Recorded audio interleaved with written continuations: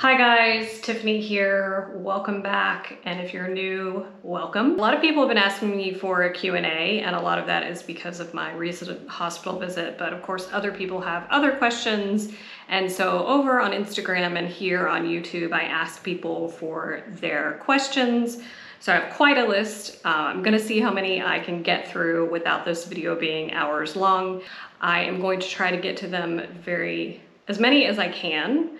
And then some of them may end up being a whole separate video because some of the questions are a little bit complex. First, and I love this question actually, how often do I go to the beach? Because I do live in Greece, right? So the beach is usually pretty accessible wherever you are. But because I live in Athens, I don't go to the beach that much in Athens. I don't love the beaches here. They're not as clean as the island beaches, and not because people are like leaving trash and stuff. It's just, you know, there's a lot of industrial ships that go in and out of Piraeus. And I find that when I swim, my face breaks out, and that's because I have sensitive skin. I don't think that it's dangerous or anything. My skin just doesn't like it. What is my favorite Greek island and why? This is always, right now, has always been Naxos and Eos. Eos is one of the very first islands that I went to that I just was like, I love this place. It's just a vibe there. Unfortunately, Eos is definitely not a year-round island in any way, shape, or form, and actually has a much shorter season than some places because it's just so small. Naxos, the first time I went there, I loved it. Like, I had never been, but I was like, I'm gonna go to Naxos, I'm gonna spend 3 months there. And I was like, I've never been there before, but I did it. I go there throughout the year. It's great. It has a different vibe in the winter, but it's still really, really great. Last year I was there until I think the second week of November. And even though I wasn't swimming, I was still going to the beach like every day, going for a walk. I was still wearing shorts. There's plenty of things to do on the island, and there's lots of mountain villages to go and explore in the winter. So, and it's fairly large, so you're never gonna run out of things to do. I think when I go to an island, I kind of know right away whether or not it's gonna become one of my favorites. It's just a feeling that I get, and that's the thing that happens to me when I find a place that I love. This has happened in other places as well. So, you know, and I think everybody has their favorites that they like, and it may not be the ones that you like, but doesn't mean that it's bad. This question I actually get a lot, and I don't address it because even though my life is on the internet, I do like to keep a lot of my life private. So the question is, do I have a significant other? I'm just gonna say yes at the moment. That's all I'm gonna say. All right. I'm gonna briefly talk about my emergency surgery. I'm not gonna get into any details about what I had done because again, like I just said, it's very personal, it's very private. And even though if I met you in person, I would probably tell you I don't want it to be living on the internet forever because again, anyone can look at this and see it, and there are some people that I don't want to know this information. I may not even know who those people are, but I just don't want them.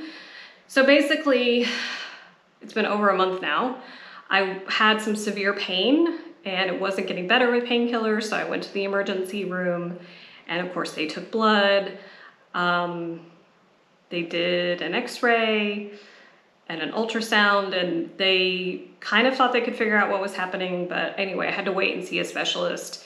And while I was waiting in the emergency room, all my tests came back, and they came in and basically told me that I needed to be admitted and that I needed to see a specialist, and they would be seeing me that night.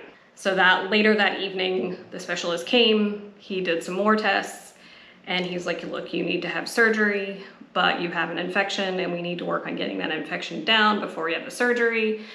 So I was on IV antibiotics for like a day and a half. It didn't help. So then they decided they really needed to go ahead and do the surgery. So I did the surgery on Friday, and I have a very low pain tolerance. So I did not go well.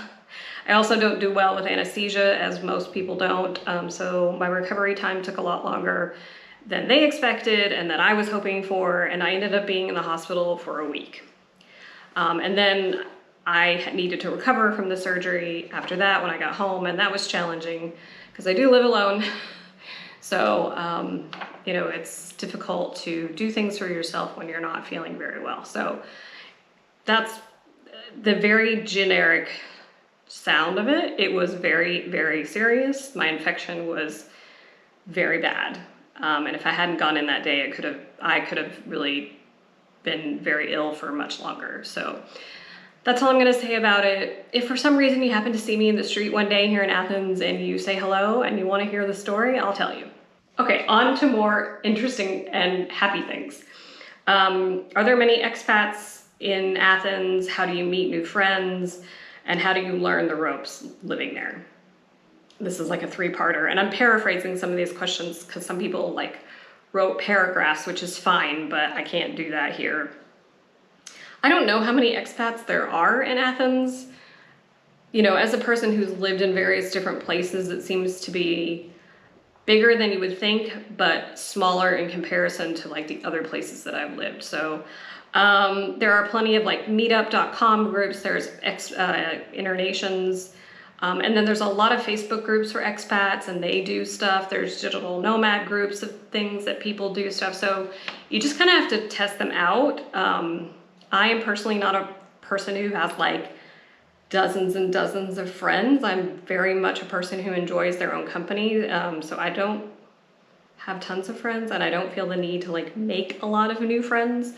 I mean, I do have friends, but I don't know. I'm okay with it. Although now that I've had this experience with the surgery, I realize that maybe I need some more friends. Because even though I had some amazing friends step in and help me, they couldn't be here all the time. So that was a little bit difficult. It's just a matter of getting out there and doing things and seeing what you like. And because even though the group of people that you meet may be really, really nice, you may just not jive with them where you want to spend like tons of time with them. So unfortunately, it's a thing you just have to keep putting yourself out there. I say unfortunately because I'm an introvert and I hate doing that. So learning the ropes, you just have to be here. Like you just have to go and experience it yourself because people can tell you do X, Y, Z, but especially here in Greece, it's probably not gonna be that way for you. This I can't really answer. Somebody asked me, and it's not really a question, it's like analyzing Greeks, like with different educational backgrounds, mentality, things like that. I have Greek friends, but not very many, and it's sort of hard to break into a Greek friend group because a lot of Greeks, especially in Athens, they have been friends with their friends since they were very little and they are still friends with them. There's actually a Greek word for it. And they may be really nice to you and they may invite you to do things, but you're probably never gonna break in, well, not never. It's hard to break into that circle. So it's kind of hard to analyze those people because you don't know them well enough to do that. And I actually don't know that much about modern Greek culture, even though I live here, to understand some of the nuances that are probably happening around me that I don't understand. Like I've met Greek people here who I think they like me, but then sometimes they do things and I'm like, maybe they don't, but they're being nice because that's how Greek people are. I don't think it's a matter of being fake. They just don't really have an interest in being super friendly with you. And that's fine. Like, I get it. There are people that I meet in my life and I'm like, oh, you're nice, but we aren't probably gonna jive. And that's just the way it is, right? Like, you don't have to be friends with everyone. So I'm probably not the best person to ask. As a digital nomad, what is your working schedule like? And is it hard to adjust to the time difference? So I'm not really nomadic anymore, obviously, because I live here, but I understand the gist of your question. Fortunately, my office is pretty much most of the year on the same time zone, so that's not really an issue. It's actually more of an issue when I go to the US, but mostly I work independently, and when I am going to be sort of in a very different time zone, then I just let people know, let my supervisor know, and I let people that I interact with on a more frequent basis know that I'm gonna be in a different time zone. This is a question I got twice, and this is about cell phone plans here in Greece. And I get why you're asking, but I'm not an expert on Greek cell phone plans. So I will tell you that I have a prepaid Cosmote number. I've had it since 2017. So basically I can go into a store, or now Cosmote app is finally in English. So I can go into Cosmote and top up that number, and then what I can do is go buy a package. And somebody was asking me like the different packages. I can't tell you because they change all the time. Like a lot of times in the summer, you'll get a special deal and there'll be unlimited internet and phone calls until like for a month. So you kind of have to come and see what the offers are when you come. The service is pretty good in Athens. Sometimes if you're in the mountains, like say in the Peloponnese or some of the more remote islands, it can get a little bit sketchy, not because they don't have it, it's just the connection isn't as good. But for the most part, you know, the internet is not fabulous here in Greece. It's very much like 10 years behind. Like the fastest speed that I could get for my home internet was 100 megabytes per second, whereas like my friends in Italy that live in this tiny village, like an hour and a half north of Rome, have 200 megabytes per second. And I know that you can get like 1,000 in other places. So the internet is not great. It's fine for me, and if I can upload videos to YouTube and do all my work online, it's good enough. How much Greek do I speak and how often do I need to use it? I would say I probably know a few hundred words. Can I form sentences? A little bit. Do I use it often? No. If I was more brave, yes, I probably could. You know, I understand the basics. I can't always respond in Greek though. This is what I find, is that I understand what's happening, but I don't have enough words to respond. And part of that is because I'm teaching myself using an app. I don't have a private tutor. I used to, and that was something that would really benefit me, but with everything that I do, it's sort of hard to fit that into my life right now. Do I think I will stay in Greece permanently, or will I try another country? And how has my experience been in expat overall? So first of all, I'm gonna just say I love living in other countries. This is the 3rd country I've lived in, and maybe the 5th country that I've spent significant time in. And when I say significant, like over a month all at once. I have no plans to move to another country. I am now so much older that maybe if I was in my 20s, I would want to do it. But now that I'm in my almost my middle 40s, the desire to sort of have a house and like have roots in a place is much bigger. And I don't enjoy being nomadic anymore. I've tried it multiple times and I always just get tired. Like I get tired of wearing the same outfits. I get tired of not coming home and sleeping in my own bed. And I haven't yet found another country that I love as much as Greece. And then also, I lived, if maybe a lot of you don't know this, but prior to living in Qatar and I lived in the Turks and Caicos Islands. That's another place that I just absolutely love. If someone offered me a job there, I would probably move back because the beach is amazing. And it's even slower paced life than it is here. But that's a place where you really have to entertain yourself because there's absolutely nothing to do, at least on the island that I lived on. I did not live on the big island. So that's a Q&A for another time, I think. The next question is, why did I choose Greece as a digital nomad? It really had nothing to do with being nomadic. I came here on holiday and I absolutely fell in love with it. I loved just the lifestyle, the food, the people. It's like, I thought the scenery was amazing. And again, it was one of those feelings. Like I got off the plane in Athens and I was like, oh, it smelled good, which most airports don't smell good. But if you've been here, you know that Greece, especially in the summer, has this fabulous smell.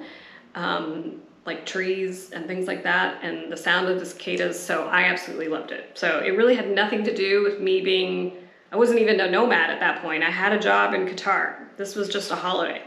The best and worst things about living in Athens. Well, the best thing is that you're so close to everything there is to see all over Greece, whether it's an island, whether it's the mainland, whether it's the Peloponnese. You know, Greece is really spread out, but Athens is very centrally located. So It's easy for me to go get on a ferry, or it's easy for me to get a bus to another place.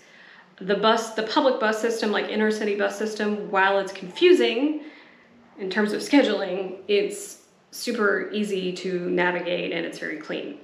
And I haven't found that to be the case in a lot of places. It's just not navigable for a foreigner, even though there is a learning curve to it here. I've done it a couple of times and I've actually really enjoyed it, and I can't wait for to get out and see some more. Part of that is because I don't love driving here because of the mountains. I don't like mountain driving. Worst things about living in Athens, the sidewalks. The sidewalks are one of the biggest things I hate here. Most of them are terrible. There's trees all growing and making them all uneven. Motorcycles parked on them. They're like this weird marble in a lot of places, and they're super slippery. That's like my biggest complaint about living in Athens. The motorcycle noise, I can't stand that. This isn't really Athens per se, but Greece, like the paperwork and the bureaucracy of things drives you a little bit nuts. I mean, I'm used to it from having lived other places, but I'm having to navigate it here, whereas when I've lived in other places, other people have done it. Like everywhere I've worked for has done it for me. I'm still waiting on my residence permit to be renewed. I was sort of hoping that in this Q&A I would be able to tell you more, but I am still waiting, and it's been since July of last summer when I put in for my renewal. Another question I got is hidden gems in Athens and Greece. Now, this could probably be its own video, and if I could gather up enough of these, then I would to make one. But right now, I don't think I have that many, even though I know they're out there. But I'm not gonna talk about it for too long. The one thing that I did this summer that I thought was just outstanding, and a lot of people did seem to know about it, but I'd never heard about it, and I live here, so it's probably not known to a lot of people. And that is what they call the Odontos Railway. It's a rack and pin system rail in the Peloponnese. And it goes up from the coast to Kalavrita. And then of course you can take it back down if you want. It's like an hour, but it takes you through this winding gorge, and there's a river, and there's little villages that you go through. And it was just, it was stunningly beautiful. The Peloponnese is so amazing. I was stunned at how different it is from the rest of Greece. And it was just really cool scenery, and it's been operating for a really long time. And the train is extremely narrow. And it was full, and it was full of people. So it's very popular, and apparently some people opt to hike the train path. At one point I ran into some people who were hiking it, and I can't, it's an intense hike because it's up in the mountains. And the cool thing was I had gone to a wine tasting at a winery, and you overlooked the track. So I was looking at the schedule, and I was like, oh my gosh, the train is gonna come back by while we're up here. And the wine guy, the winery, not the wine guy, he was the winemaker. He called somebody that he knew that works for the train people, because that's how Greece is, and had asked him, did it leave on time and all that? And he was like, it should be here in 5 to 10 minutes. And there it was, and it came by. I will put a link to that video down in the description box, because I just thought it was one of the coolest things I've ever done. How can tourism in Greece be more sustainable for both nature and the local population? This could be a whole video, and I am not an expert on sustainable travel, even though I do think it's super important, and I try to do what I can. So some things that I know that I think that you all can do if you're coming to Greece is maybe avoid Santorini and Mykonos in the high season. That would be one of the first things. And I know they're super popular and everybody wants to go there. This is what we're marketed, is these beautiful islands, and I get it. But especially on Santorini, and probably in Mykonos too, the island infrastructure just can't support it. Unfortunately, all this money that's coming in, I don't know if it's done on purpose or it's just not distributed evenly, but it seems like the local governments are not putting money back into the local infrastructure. So in Santorini, trash is everywhere in the high season. People are putting their trash in the trash cans, but they're so full, the trash just goes everywhere. There aren't enough buses. I know one year in Naxos we ran out of water because at the time they didn't have a desalination plant, and the reservoir was full. In fact, the water was coming out of my tap was brown, and this was September. This wasn't even like August. So I would be mindful of where you're going in the high season. And when you do go to an island, make sure you're staying with either a Greek company or a Greek family hotel, because you want to make sure that the people that are living on that island are being supported by this industry. As far as nature here in Greece, don't take things with you. Don't take sand and shells. Don't touch nature. Don't pull flowers, particularly on the beaches. A lot of times you're going to see sand dunes and there are wild flowers. Don't pick them. They help keep those sand dunes in place. Another thing that you can do is make sure that the place that you're renting a sunbed from is not encroaching onto that space. There are specific rules about how much space a particular restaurant is allowed to take up with sunbeds on the beach, and one of those things is how far apart they need to be from each other and how far away from the water they need to be. And this year has been extremely bad with restaurants basically putting chairs into the water. So obviously you're probably not going to go and complain to the restaurant owner. I mean, maybe you will, that would be great, but just don't rent a sunbed from them. Like, take your business somewhere else. And if you don't want to stay on a sunbed, get a towel, get an umbrella. They're for sale everywhere. So that way you don't have to spend your money. You don't have to encourage that behavior. Which island is better to live on during the winter except for Crete? Obviously Crete is great in the winter because it's so much further south and it's huge. So there's stuff happening all the time. So I would say Naxos is a great one. It's big enough and it has some things open in the winter, and also because it's bigger, it has an airport and the ferries do go almost every day in the winter. I can't imagine them not going every day to Naxos. The other islands, Gyros, also it's the capital of the Cyclades, so it's very busy all the winter round. It feels like a city. Some of the other big islands, Corfu, definitely in the winter. It may be actually a little bit chillier there though, because it is a little bit further north, but again, has life, has lots happening. I would say Lesbos is probably also a great option. Kos and Rhodes also are probably a lot warmer in the winter. So you want to look like for islands that maybe not necessarily big in size, but have a larger population. Probably the best question I got that I don't know the answer to actually is, why are the French fries inside gyros and not on the side? I don't know. I have always gotten them with French fries inside them. They taste good. I don't know. I don't know if there's a tradition behind that. Obviously, they probably weren't always served that way. I love them. You can get a gyro with whatever you want in it. So just in case you don't know this, when you go and order a gyro, a lot of times they're going to ask you, do you want everything in it? And you can say, no, I don't want French fries inside of it. Or like, I don't like onions in mine because then I feel like I taste like onions all day. So just so you know, you can ask for your gyro however you want. But if a Greek person is watching this, please tell us in the comments why you think there are French fries inside the gyro. Guys, I always love these. I love hearing what it is that you're like interested in. I hope that if you're watching this and you haven't considered it, you will subscribe today. And hopefully next week I will be back to doing some travel-ish content because I'm feeling better, and hopefully we'll be able to get out of the house next weekend. Thanks so much for watching, guys, and I'll see you in the next video.